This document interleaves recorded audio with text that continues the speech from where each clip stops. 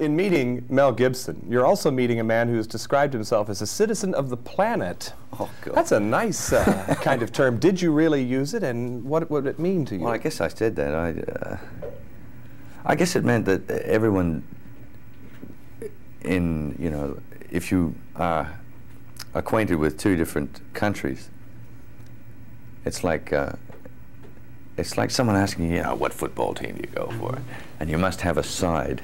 Well, or you must prefer one to the other, and like betraying one, as it were. And you would prefer not to choose, then? Yeah. I mean, I don't see the need to.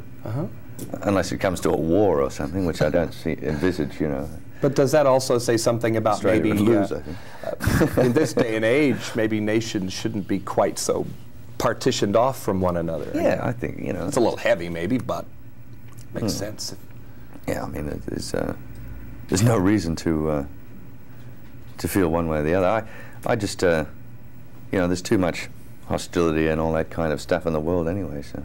How many countries do you maintain some sort of temporary or permanent residence? Oh, I just mainly live in Australia, and come back here every now and then. Those of us in the Midwest hear an awful lot about the rejuvenating power of the land and farms, and I guess we think we know what that's all about, but can you relate to that with your own ranch? Yeah, I think. Do you sense in it a place to go to when you need to recharge? Yes, yeah, definitely.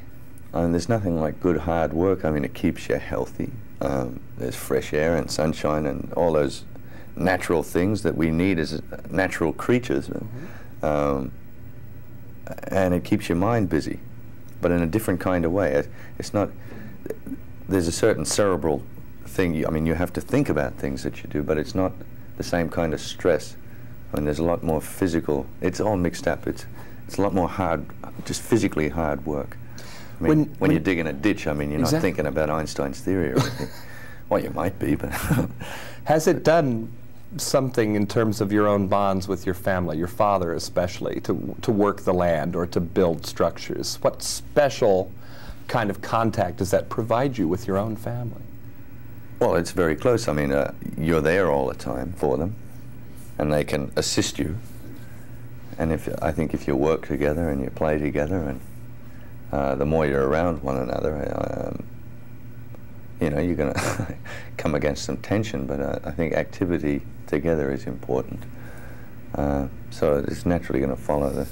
So in other words, we can strike a contrast maybe between Mel Gibson in a trailer surrounded by makeup people and scripts and all that, and the Mel Gibson back in Australia on a farm, what, knee-deep in mud? Or something worse. It's very different, but I love that. I think that's terrific to be able to.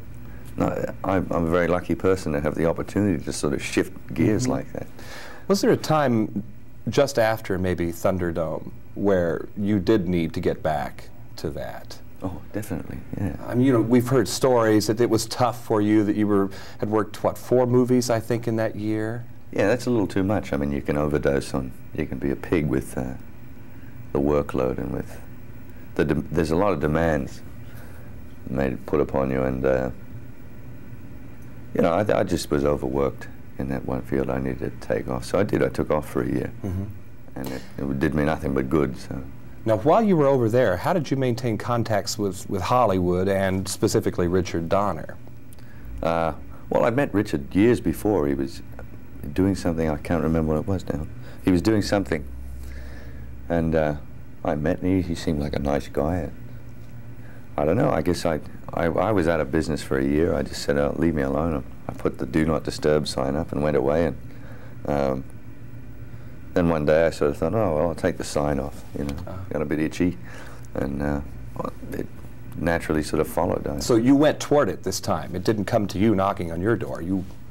Yeah, well, one of those things. You take the sign off, and then the calls start coming. So now, to play a character as you do in Lethal Weapon, who is on the edge, quite literally some of the times, oh, yeah. Do you think it helps to come to a character like that from a position of being relaxed and grouped and centered, as opposed to playing it when you're maybe already out there on an edge yourself? Oh, definitely. I think it doesn't matter what you do, you have to approach it from that relaxed point of view. You have to. I mean, you can approach it from, you know, being more like the character, but I think you want to do as good a job as you can from a neutral. If you can maintain a neutrality and then branch out from that, add on to the, it's like Mr. Potato Head, you know, slap whatever you want on it, a mustache or, you know, different attributes of a character. It's much easier to paint on a bare canvas than one that's already got a picture on it. You know, you can get a clearer view. And when young Tracy Wolff sees you in the film, it's really the first time any of us have had a chance, through her eyes, to see you as a more vulnerable human character. That's a pretty important moment, I think. I don't know. I've not looked at it from that point of view. The character we see really after that, yeah. I mean, that scene, I'm sorry, maybe I shouldn't dwell on a scene that might be painful for you, but when you put the revolver in your mouth. Oh, that, yeah. Wow. Was that a tough thing to do? Even in play acting, was that a tough thing to do?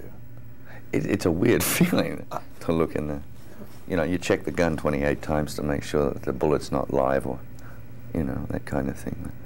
Really? There's something quite shocking about it. It's sort of, it does stir something, just the act of even fooling around doing it. So. Any last words before we close about the character of Max? Have you bade him farewell? I think so. He's hit the dusty trail. He's wandering out there in the wasteland still. You never know, he might trudge back in a couple of decades, but I doubt it. From saving the world, maybe it's time for a comic role for you? Yeah, I think so. You know, it's something a bit more light, something you can enjoy some more. Oh, I enjoyed that, though. That was fun. If you were going to do comedy in the near future, last question, what special talent could you bring to it that hasn't been tapped yet by anybody? What, I can pull awful faces. I'm not going to do it. I can. I've got a rubber face. And as we close, our news director back at KCTV in Kansas City shares your same year and birth date. Oh. She's a big admirer of yours, and she doesn't know this, but I guess I'm wondering, her name is Pam Friend. If you could look right into that camera and wish her well. Hello, Pam Friend, soulmate, birth date, Capricorn dancer. Oh, have a nice birthday next year. So I'll think of you then when we put our 32 candles on the cake. And there it is. Well said from a citizen of the planet. There you go. Thank you, Mel. Bye-bye.